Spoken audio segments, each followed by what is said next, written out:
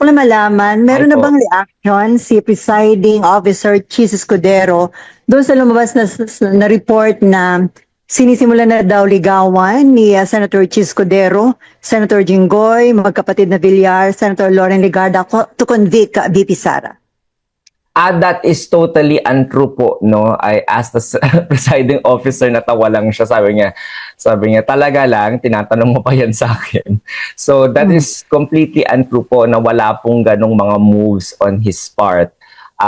He is busy and his time is taken up by reading and studying the case, both the witness testimony, the number of documents, at saka yung mga resolutions na kailangan niyang ilabas. In a way po nga, parang marami siyang kailangan pang ilabas na resolution dahil sa mga na-cancel na trial date. So, mas busy po siya gawin yon kesa po mamulitika regarding that. At saka matagal-tagal pa po, as sinasabi po natin, no, if you consider the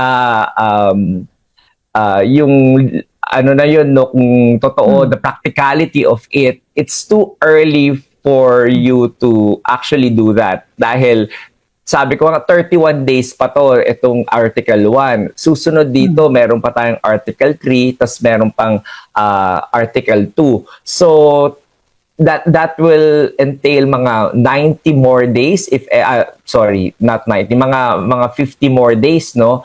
Tapos magpapresenta pa yung defense bago sila magbotohan. So it's still too early, and at the same time, yung case of the prosecution, kalahati pa lang rin sila dito sa article na to, no? Sa Article 1. So medyo preposterous yung ganong insinuation by parties.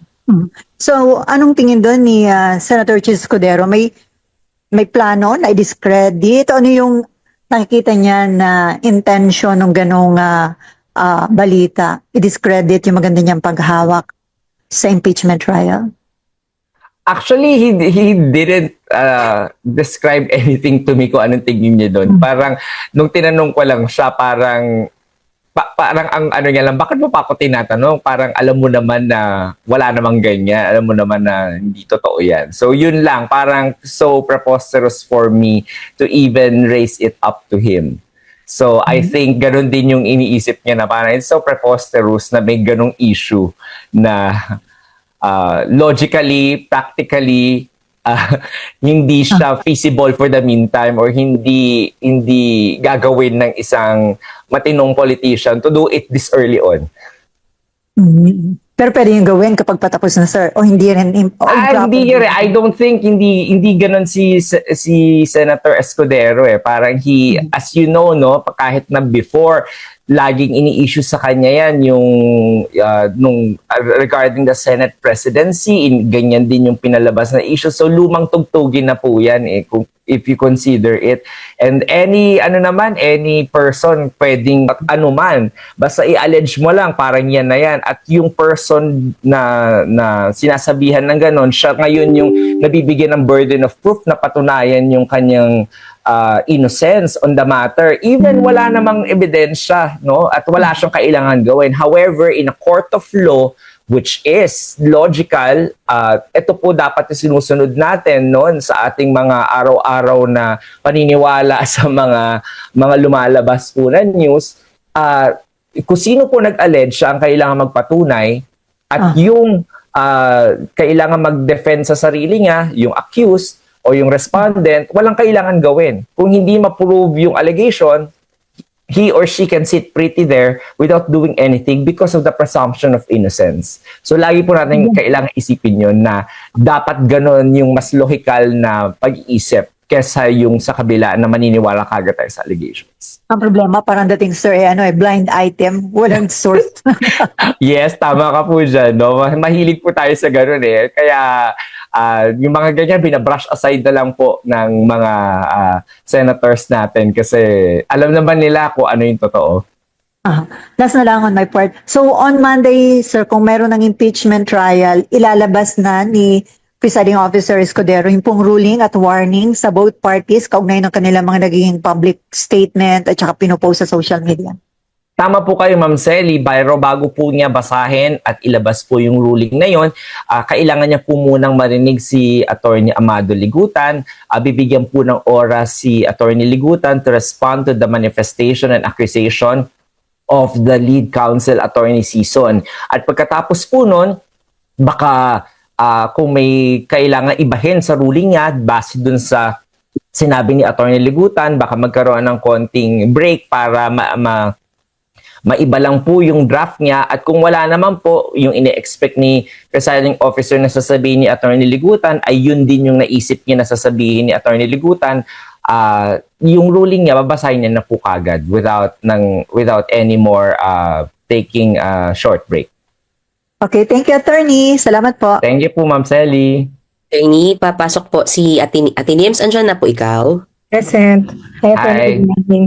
Opo, attorney, tungkol dun sa bank and other financial documents that were submitted by the banks, AMLAC and BIR, kailan po yun ipapa-access sa lawyers ng prosecution and Opo, meron na pong si Attorney Bantug, no, yung ating clerk of court, tsaka si presiding officer.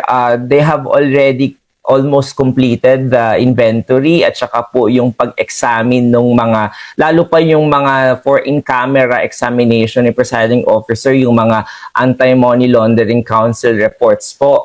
At magre-release po either in the next week po or the week after that ng ruling po regarding that, para po mabigyan na po ng access yung parties kung nakapasa na po doon sa in-camera inspection na yun.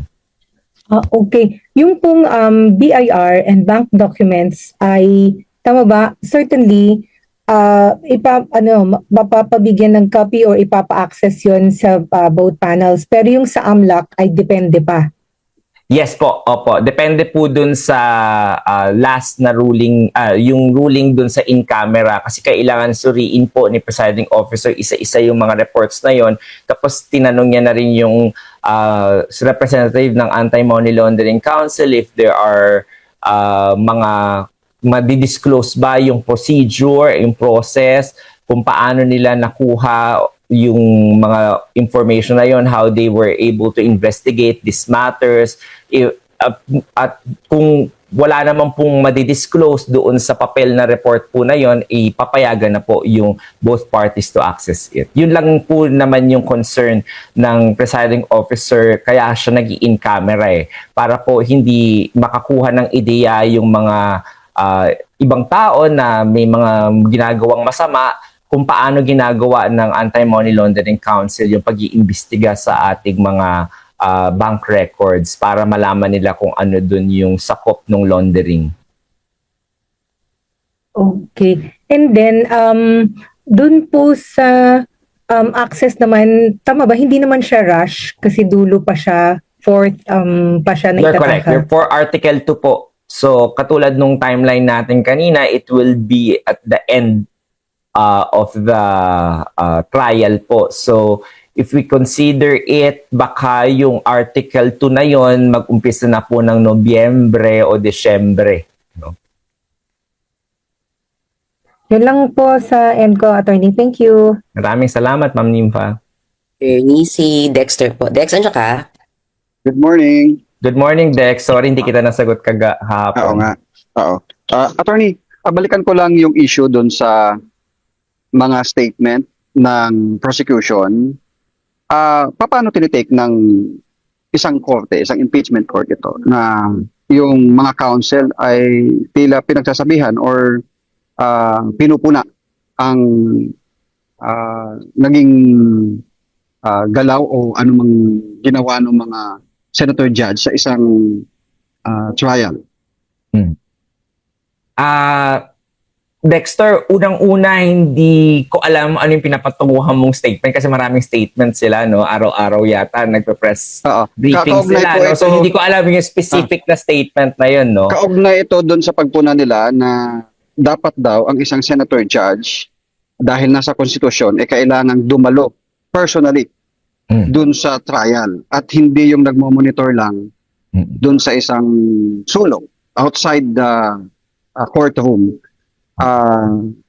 dahil kailangan nilang makita kung paano daw sumagot ang isang testigo, makikita nila yung kanyang mga facial expressions at hindi yung nandun lang na nakamonitor online.